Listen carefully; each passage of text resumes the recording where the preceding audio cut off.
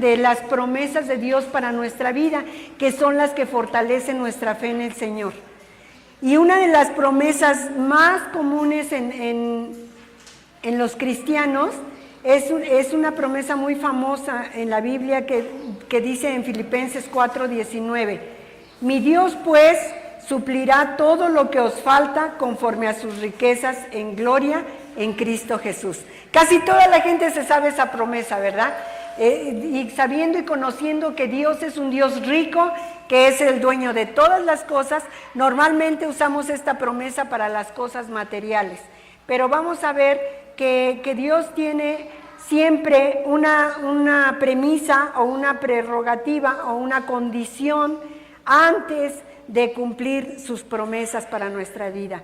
Y en esta mañana yo quiero hablarles acerca de la manera en que Dios cubre nuestras necesidades. Y basados en el pasaje de 2 de Corintios capítulo 9, versículos 6 al 8, vamos a irlo analizando.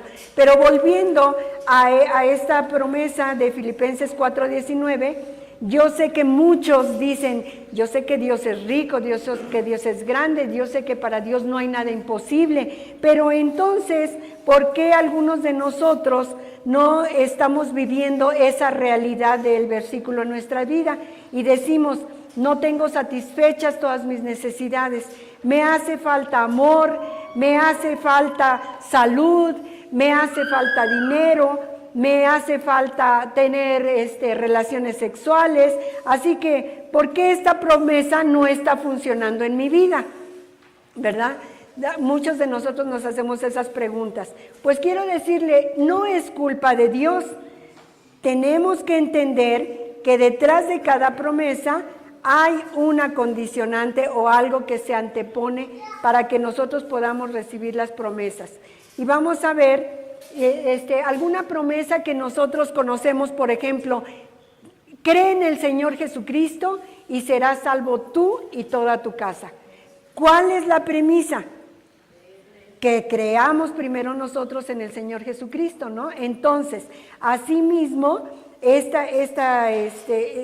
muchas de las promesas de Dios tienen una premisa, o sea, un procedimiento. Es el principio primero y después el procedimiento. ¿Cómo se hace? Fíjense, basados en 2 de Corintios capítulo 9, versículos 6 al 8, que dice: pero esto digo, el que siembra escasamente, también segará escasamente, y el que siembra generosamente, generosamente también segará. Cada uno dé como propuso en su corazón, no con tristeza ni por necesidad, porque Dios ama al dador alegre. Y poderoso es Dios para hacer que abunde en vosotros toda gracia, a fin de que, teniendo siempre en todas las cosas todo lo suficiente, abundéis para toda buena obra.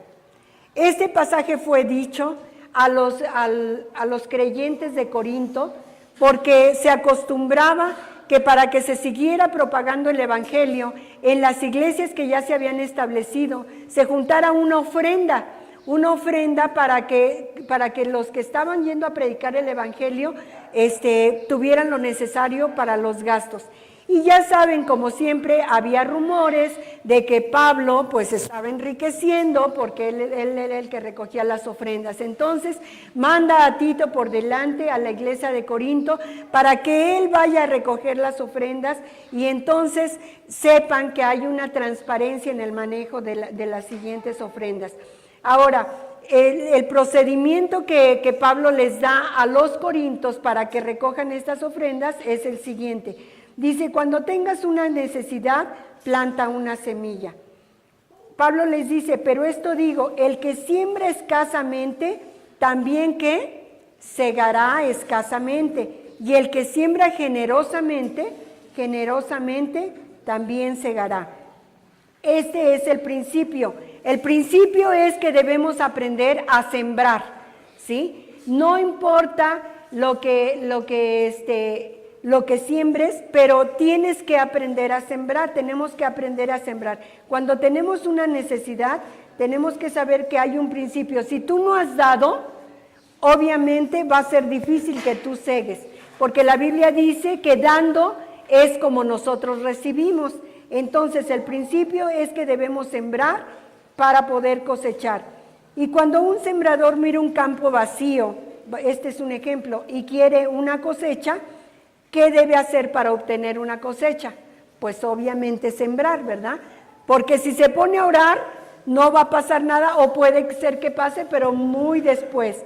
Ahora, otra cosa, no se va a poner a preocuparse porque no tiene cosecha, sino que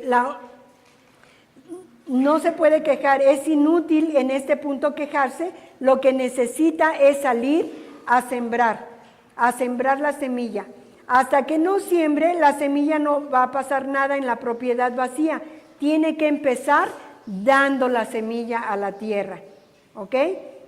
Entonces, quiero ponerles dos ejemplos acerca de de dos sembradores.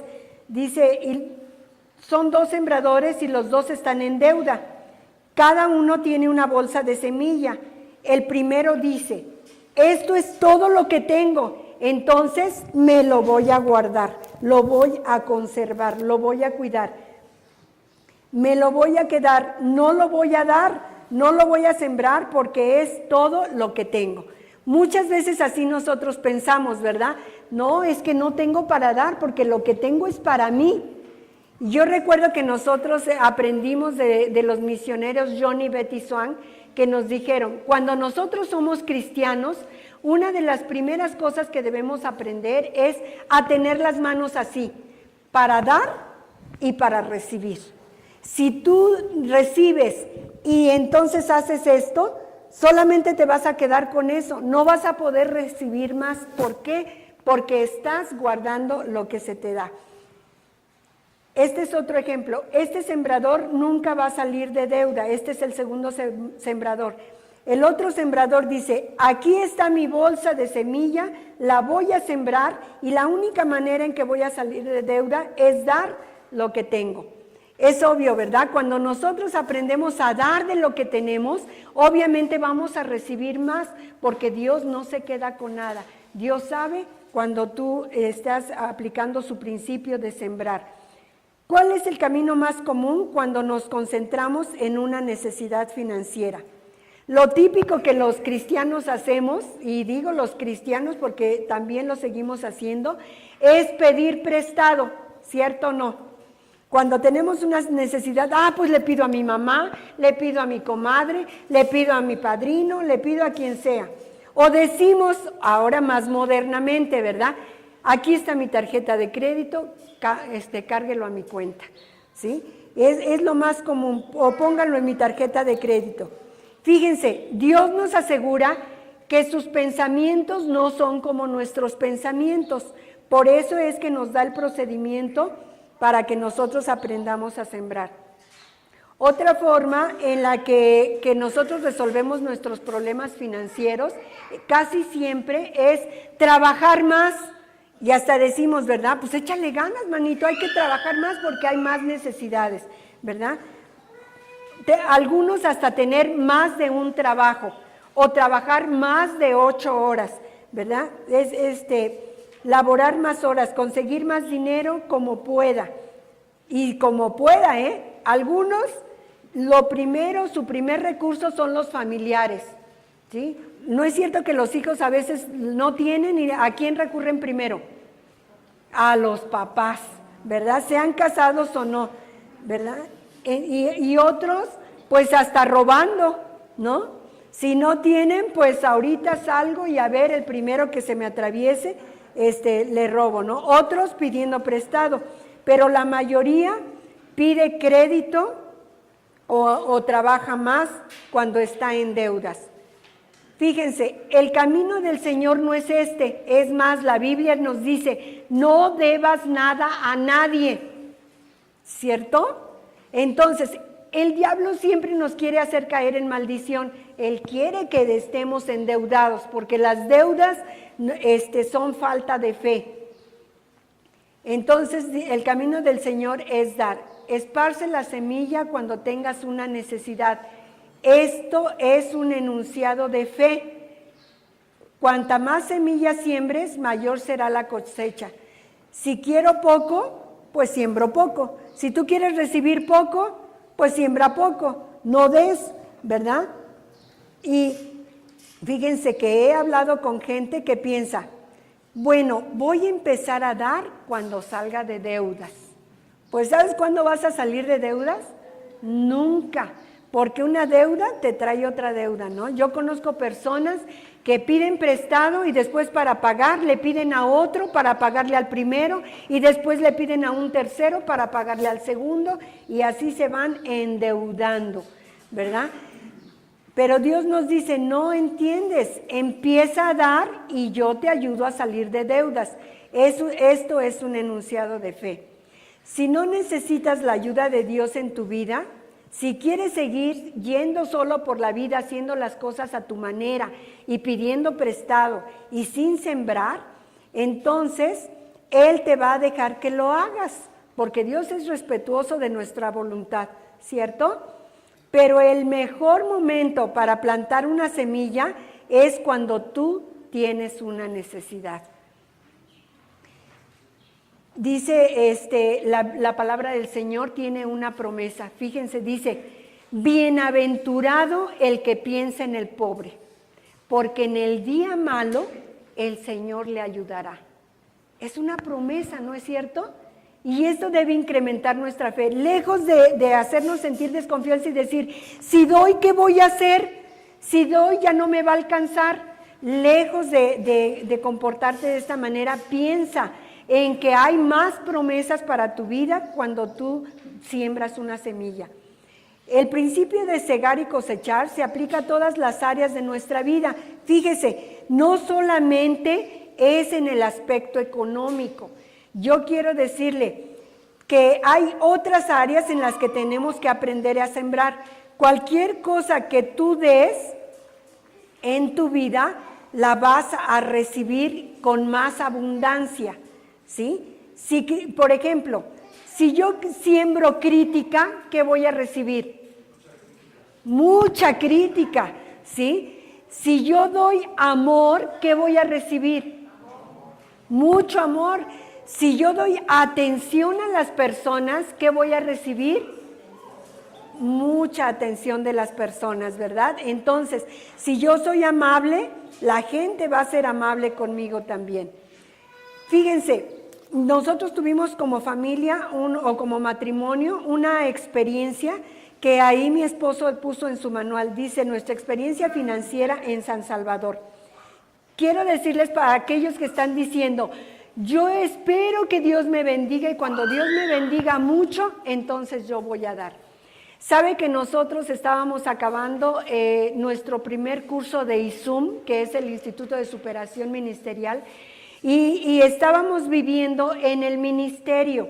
Teníamos nuestros primeros años de ministerio, no teníamos internos, no teníamos iglesia, no teníamos muebles, no teníamos nada, pero teníamos un corazón lleno de amor al Señor y estábamos dispuestos a que cualquier cosa que el Señor nos mandara, la íbamos a hacer.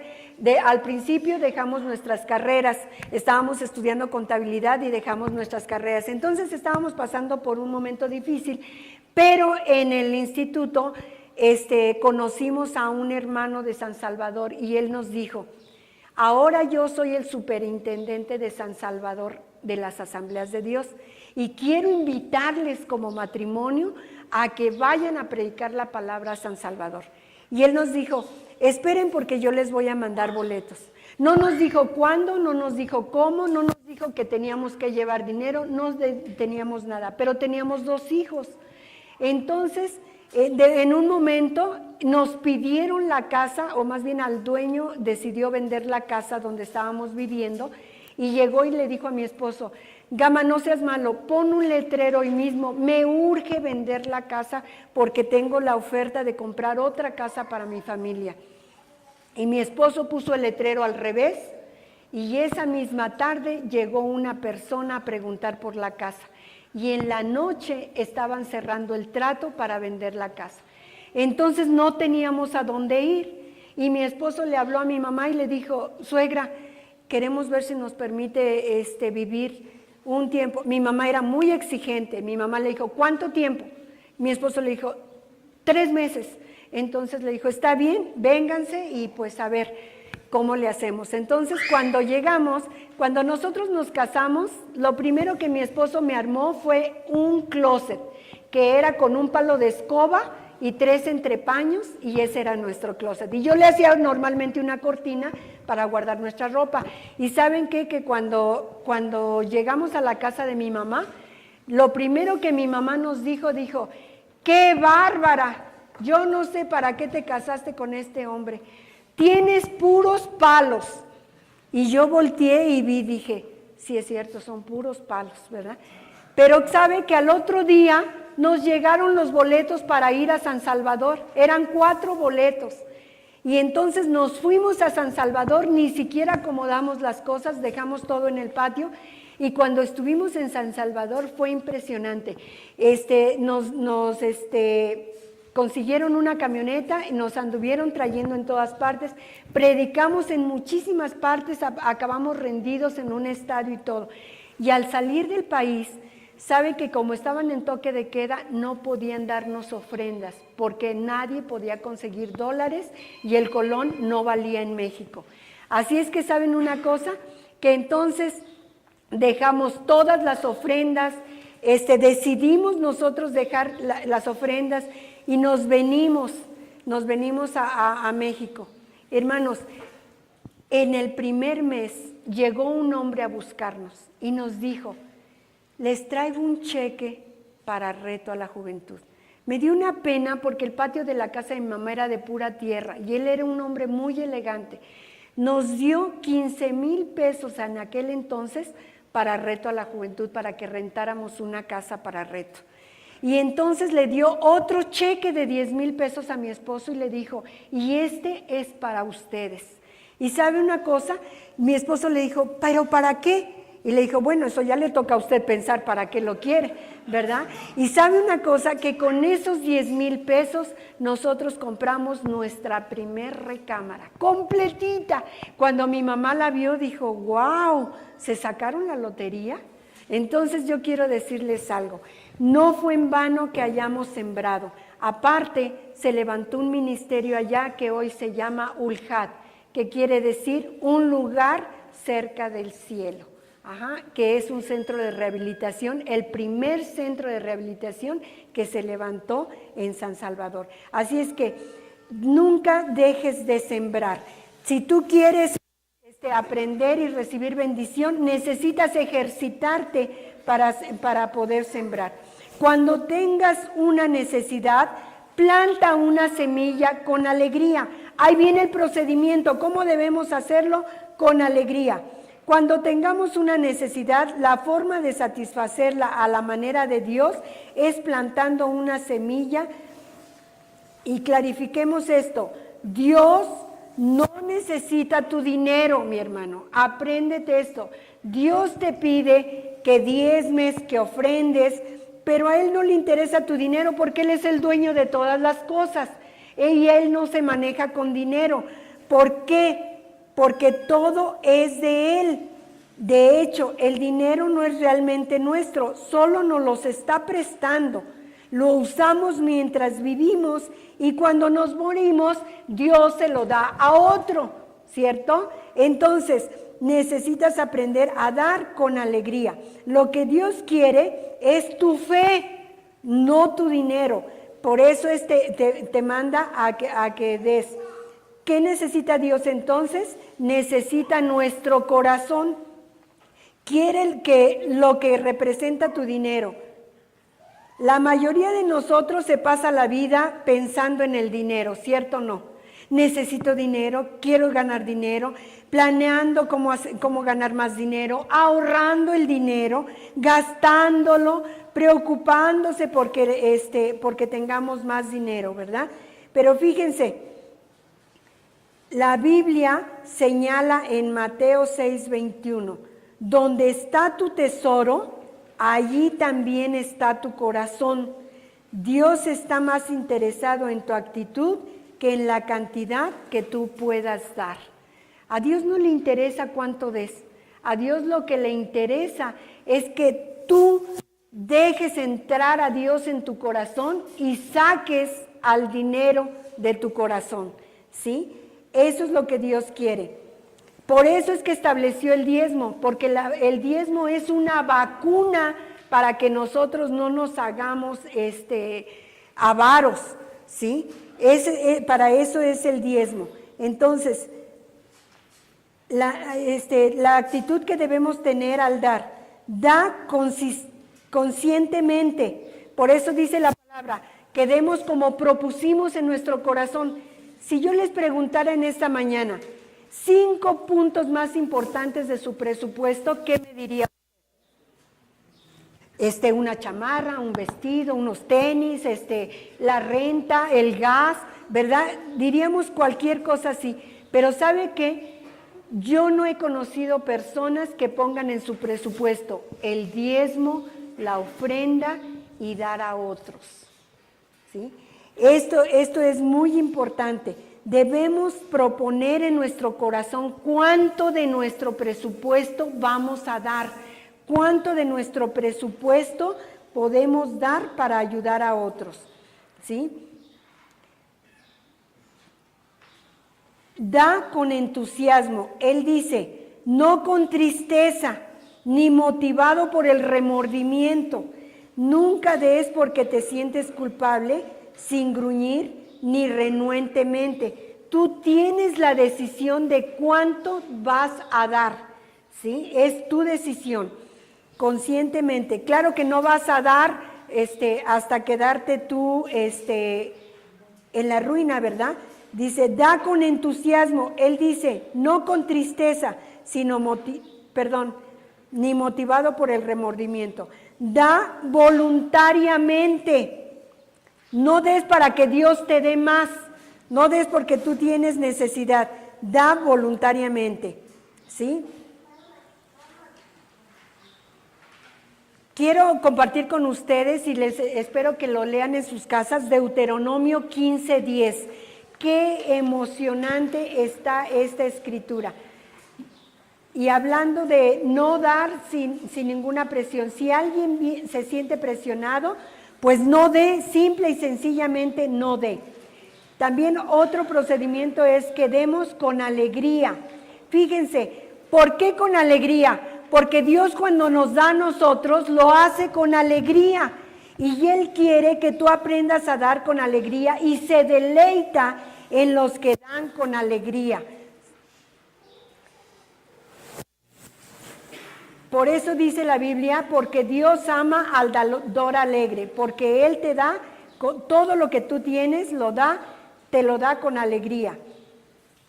Y desea restaurar esta característica en nosotros como creyentes, como cristianos. ¿Por qué Dios ama al dador alegre? Cuando damos alegremente somos más como Jesucristo que en cualquier otro momento. Nos parecemos más a Dios y no podemos ser cristianos sin aprender a dar alegremente.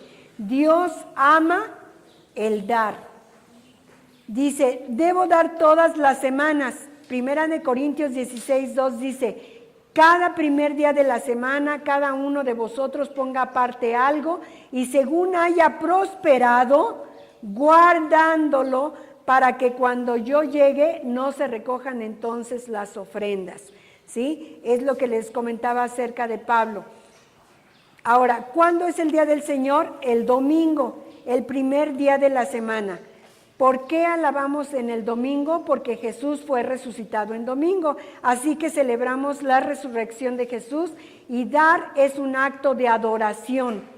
Ahora, los que tienen por costumbre faltar a la iglesia, entonces no adoran al Señor. Dicen, es que yo oro en mi casa. Sí, pero estás faltando en tu adoración con tus diezmos.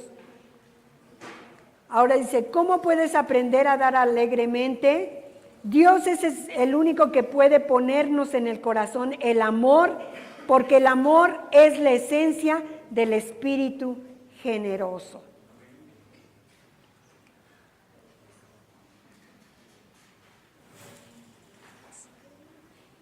Segunda de Corintios 9:10 dice, y el que da semilla al que siembra y pan al que come, proveerá y multiplicará vuestra sementera y aumentará los frutos de vuestra justicia. Recuerda que Dios garantiza que cualquier cosa que le des, te lo va a devolver. Dios dice que puedes elegir cuánto va a bendecir tu vida. Puedes elegir con lo que das. Cuanto me des, te daré. ¿Sí? Así es que nosotros decidimos cuánto vamos a ser bendecidos. Lucas 6:38 dice, dad y se os dará. Es otra promesa, como todo lo que Dios nos da. Dice, dad y se os dará medida buena, apretada, remecida y rebosando darán en vuestro regazo, porque con la misma medida con que mides, os volverán a medir. Fíjense qué interesante, cuando nosotros damos, Dios nos va a dar medida remecida, ¿sí? Para el que le quepa más, ¿sí? Apretada, ¿sí? Entonces debemos perder el miedo, mis hermanos, de sembrar. Tenemos que aprender a dar, no importa que sea mucho o poco, Dios siempre te dará la oportunidad de sembrar.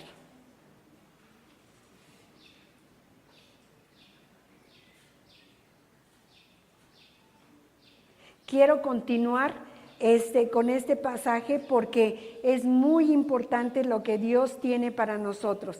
Segunda de Corintios 9:11. Fíjense, lo que el Señor quiere para sus hijos es que no estéis enriquecidos en todo para que estéis enriquecidos en todo para toda liberalidad, la cual produce por medio de nosotros con acción de gracias. ¿Por qué es importante que nosotros aprendamos a dar? Porque no solo suple Dios lo que su pueblo necesita, sino también produce en los que no conocen a Dios acción de gracias. Yo estoy muy contenta porque últimamente he visto a mis hermanas más seguido y una de ellas está constantemente diciéndome, mira hermana lo que me compré con lo que tú me diste, mira hermana lo que hice con lo que tú me diste, y le doy gracias a Dios y le pido que te bendiga más. Sabe, cuando nosotros aprendemos a dar a otros, esto produce acción de gracias a Dios, no a nosotros, a Dios. Esto es importante. Si nosotros estamos predicando el Evangelio, nosotros debemos saber que cuando nosotros obedecemos a Dios en dar, estamos proclamando que creemos lo que realmente predicamos. Muchos no quieren dar, son mezquinos. Y yo quiero decirles, lo que Dios quiere del pueblo, de su pueblo, es que aprendamos a ser generosos. Generosos. Entonces, cuando tengas una necesidad, como último punto, espera que Dios provea. Dice la Biblia, y poderoso es Dios para hacer que abunde en vosotros toda gracia.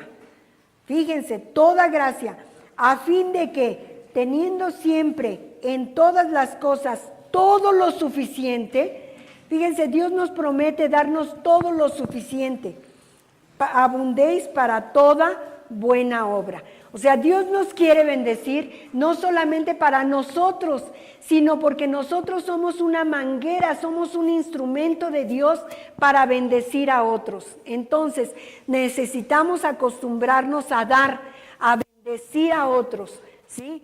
Pues, fíjense lo que dice la palabra.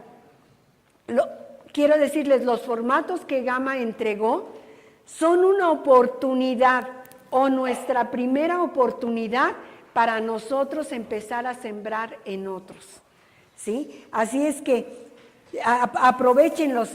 Si a ti te dieron un formato, quiere decir que Dios te está escogiendo para que tú aprendas a dar de lo que tienes, aprendas a desprenderte de lo que tienes y pueda ser el nombre de Dios exaltado.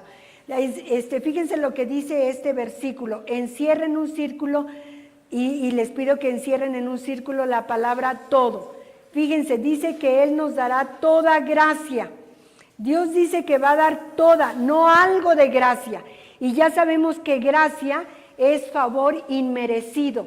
Entonces Dios está dispuesto a darte a ti que estás aprendiendo a dar todo lo que necesites, ¿sí? Él está dispuesto a darte todo lo que necesites. Dice, en todas las cosas, no solo en algunas cosas. Así es que no tengas temor de dar porque Él cuida de ti. En todo tiempo o todo el tiempo, ¿sí? No, a veces hay personas inseguras y dicen, es que si le doy, ¿qué voy a hacer después? Es que si doy mi diezmo no me va a alcanzar. Imagínense que Dios hubiera dicho o establecido, tú me vas a dar el 90% de lo que trabajas y vas a vivir con el 10%. Si algunos no pueden dar el 10%, menos el 90%, ¿verdad? Entonces muchos no serían cristianos. ¿Por qué? Por la inseguridad. Pues quiero decirte, mi hermano, al dar tu diezmo es dar un paso de fe. ¿Saben por qué? Porque Dios te va a dar más del 10% que tú estás dando, ¿sí? Él te va a dar todas las cosas que tú necesitas. Vas a tener todo lo que necesitas. Y fíjense lo que dicen ahí sus apuntes. ¿Qué parte de tu vida no está cubierta por este versículo? ¿Lo cubre todo? ¿Sabe que ahora que yo he estado analizando, digo, yo ya no tengo nada que perder? Todo lo que Dios me ha prestado. Hay alguien aquí que siempre me dice que me pongo la ropa nada más una sola vez. Yo quiero decirle, no es cierto, pero qué bueno que piense eso. ¿Sabe por qué? Porque yo puedo exaltar el nombre de Dios sabiendo que todo lo que tengo proviene de Él. Todo lo que yo tengo me lo ha dado Él, ¿sí? Entonces, ¿sabe? Nosotros tenemos que tener esa confianza. Incluye el pago de tu casa, incluye la colegiatura de tus hijos, incluye el médico, incluye las medicinas, todo. Porque Dios ha prometido darte toda gracia. Dios dice que sí, Dios dice todo. Primero, fíjense, hablando de salvación, primero Jesús pagó por tu perdón, ¿cierto o no? Así como lo hizo con tu salvación, está dispuesto a hacerlo con tus finanzas, con el amor que necesitas, con la comprensión que necesitas. Dice, Jesús pagó por tu perdón en la cruz, pagó por cada pecado que tú cometiste, ¿sí? No nada más por un pecado, por todo pecado que nosotros cometimos, Él pagó alguna vez. Él tomó el castigo para que tú no tengas que pasar por el castigo que tú merecías. Puedes ir al cielo y no al infierno por lo que Él ha hecho, ¿cierto o no? ¿Cierto o no? Fíjense, segundo, pagó por tu libertad, la libertad para hacer todo lo que Dios quiere que seas, libertad para descubrir tu propósito en la vida, libertad del miedo de la muerte, libertad de las expectativas de los otros. Tercero, pagó por tu futuro. Fíjense, la Biblia dice, ningún ojo ha visto, ningún oído ha oído, nada ha llegado al corazón del hombre de las cosas maravillosas que Dios ha preparado para aquellos que le aman. ¿Cómo ves? Nadie ha visto ni nadie ha escuchado todas las cosas que Dios ha preparado para cada uno de nosotros. Dios tiene un lugar para ti en el cielo porque Jesucristo ya ha pagado por él. Amén. Entonces, ¿cuántos saben que ya tienen un lugar en el cielo? ¿Cierto? Fíjense, de verdad lo siento mucho por la gente que no diezma. Quiero decirles algo. Significa que no confían en Dios. Siento mucho por aquella gente que no ofrenda. ¿Sabe por qué? Porque de veras que no confían en Dios. Muchos, yo he visto que cuando se llega el momento de la ofrenda, andan buscando las monedas, o sea, lo que les sobra. Fíjense, quieren adorar a Dios con lo que les sobra, con lo que tal vez no van a ocupar, ¿cierto? Yo leo en el Antiguo Testamento que las ofrendas al Señor eran los animales que no tenían defecto. Era todo lo mejor se le daba al Señor, ¿sí? Y Dios bendecía a su pueblo. Yo quiero decirles, quítense esa costumbre, no estamos en la iglesia católica. Dios no necesita tus limosnas, ¿sí? Dios necesita tu corazón, Dios necesita tu fe, ¿sí? Así es que aprende a confiar en el Señor. No puedo entender cómo alguien puede confiarle al Señor la vida eterna, pero no puede confiarle su dinero, ¿sí? Por ahí dicen que hay un músculo que va del corazón a la cartera, ¿verdad? Yo escuché una vez decir a un hermano en Acapulco, mire hermano, porque le estaban diciendo, hermano, mire, nos están regalando pintura para el templo. Entonces queríamos ver si usted nos puede prestar su camioneta para recoger la pintura. ¿Y saben qué dijo? Dijo, hermano, yo le entregué mi vida a Cristo, pero no mi camioneta. Porque tenía ese músculo agarrado del corazón a la cartera, ¿verdad? Quiero decirle, yo no puedo entender cómo tú puedes creer que Dios te va a dar la vida eterna y no puedes creer que Dios te va a dar más de lo que cargas en tu cartera, ¿sí? Así es que dar es una prueba de fe. La gente va a alabar a Dios porque tú obedeces al evangelio que dices creer. Fíjense, Malaquías 3:10, quiero decirles que esto ha sido todo el tiempo, Malaquías 3:10 dice, y probadme ahora en esto. Fíjense en qué posición se pone Dios. Pruébame, quiero que pruebes que soy real, que existo, que si tú entregaste tu vida a mí, soy un padre responsable, soy un padre que voy a tener cuidado de tus necesidades.